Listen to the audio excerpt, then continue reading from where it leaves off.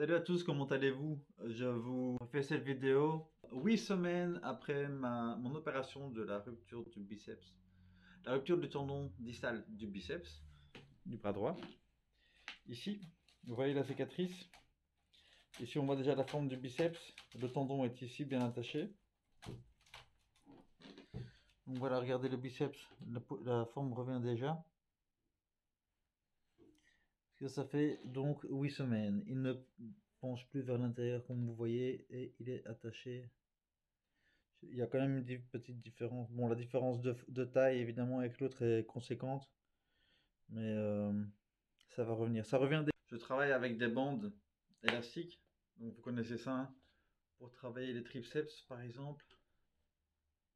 Comme vous voyez, le triceps travaille, on peut travailler l'épaule aussi, tout en protégeant le biceps. Attention, suivre les recommandations de votre docteur et de votre kiné et au feeling évidemment. Donc si vous avez bien fait attention au début, les premières semaines sont les plus difficiles. Beaucoup de déchets ici dans l'avant-bras. C'est ce qui prend, je pense, le plus de temps. On pense encore au biceps, j'en ai sûrement parlé dans la première vidéo, mais c'est l'avant-bras qui prend le plus gros coup. On perd énormément d'avant-bras. Vous voyez, et encore je le travaille. J'ai une pince. Évidemment, la pince, vous voyez que ça joue aussi. J'ai perdu au niveau de la circonférence du poignet parce que, et la force de la main, évidemment. Donc, tout ce qui est serré, quoi que ce soit. Le grip, comme on dit, c'est très difficile. Encore une fois, réutiliser la bande très légère, hein, même rien du tout en fait au début, seulement refaire les mouvements avec le poids du corps, avec l'autre bras. Et on fait l'autre. Pendant le premier mois, j'avais dû étendre le bras passivement et le replier. Étendre le bras. Donc c'était l'autre main qui tendait, pardon, pour aller le plus loin possible. Et on s'en tirait trop fort, mais en cherchant l'extension après 4 à 6 semaines. Une fois ce délai passé, c'était pas mal. J'avais perdu évidemment, comme beaucoup de monde, beaucoup de force dans tout ce qui est muscle du côté droit. Donc les grands dorsaux, les rhomboïdes, le trapèze, épaules, tout ce que vous voulez de ce côté-ci, les pecs, le pec droit aussi évidemment. J'essaie quand même de faire l'autre côté un minimum parce qu'on appelle, il y a une technique qui s'appelle le cross-training qui permet de ne pas perdre trop de masse musculaire si on travaille le côté qui est encore en bonne santé. Donc c'est assez important. Avec ces élastiques, j'ai pu faire pas mal d'exercices, ne fût-ce que un travail d'épaule, hein. Donc vous bloquez avec un pied et par exemple vous montez comme ceci. Que ce soit assis ou debout. Debout, ça a plus d'efforts, ça a plus de résultats évidemment. Pour l'épaule, évidemment, c'est le bon bras qui fait les trois quarts du travail. Très très important. Donc de la kiné un peu tous les jours, voire même un jour sur deux, histoire de bien reposer. Et rappelez-vous, au début, les mouvements sont très... Il ne faut pas brûler les semaines, ne pas brûler les étapes. Donc, si c'est 4 semaines ou 6 semaines en attel, il faut les faire. Donc, c'est le plus ennuyant, oui, c'est très énervant. Après 6 semaines, de l'électrostimulation. Moi, j'ai fait l'électrostimulation au moins sur les pecs, sur le biceps et le triceps. Non, pas le biceps, pardon, mais sur épaule, pec. Après 7 semaines, des pompages par terre, d'abord avec les genoux pour limiter le poids sur le bras, en faisant très attention, c'est mon chat qui déconne. En faisant très... Voilà. C'est bien, mon pote. Vas-y, amuse-toi. Donc des pompes avec les bras, mais les genoux par terre pour éviter d'avoir poids sur le bras qui a été opéré. Donc se focaliser sur l'autre bras, moi en l'occurrence le bras gauche qui faisait les trois quarts du boulot, mais la position de l'autre bras était quand même adéquate. Évidemment une position le moins vers l'intérieur, vraiment une pompe normale.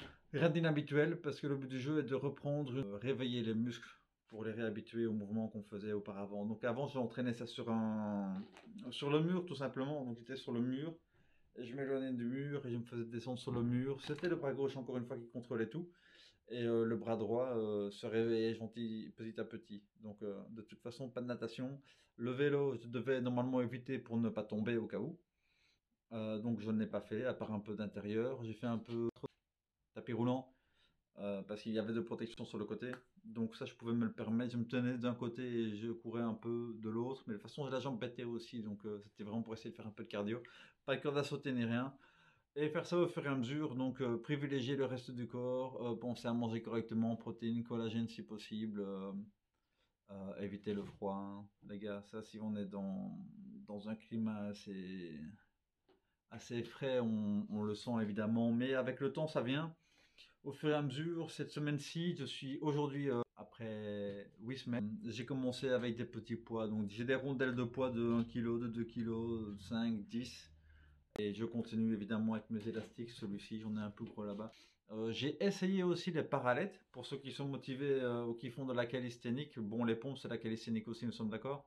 Donc les pompes, ça a été. J'ai fait les parallèles, ça a été. J'ai fait un début de pompe inversée en mettant mes genoux sur un fauteuil pour essayer d'avoir au moins le torse en angle droit en direction du sol, pour focaliser sur les épaules et les triceps. C'était un petit peu bizarre, il y avait une sorte de gêne avec les grands dorsaux, hein, et le trapèze, mais ne pas forcer, ne pas exagérer les gars. Si vous sentez que c'est un peu chaud ou trop faible, il faut pas le faire, ok?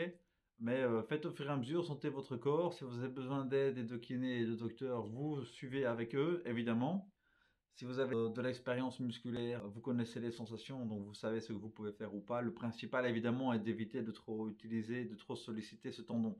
Le tendon est le principal à faire attention, évidemment, donc le biceps doit passer après le reste. Si vous pouvez faire tout le reste, le triceps, épaules, les rhomboïdes, les grands dorsaux, fessiers, bon, les jambes, évidemment, tout ce que vous voulez, les abdos, les obliques, il n'y a pas de souci, tout est jouable.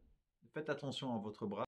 On peut ne pas solliciter le biceps en utilisant le bras, si vous bloquez bien le bras et solliciter plus l'épaule. Faites attention, mais faites des mouvements parce que c'est le principal, c'est que plus vous ferez des mouvements, mieux ça ira quoi. Ok, miaou. Voilà, j'espère que vous allez bien, que cela vous aura été utile comme vidéo. Et à une prochaine. Ciao, ciao.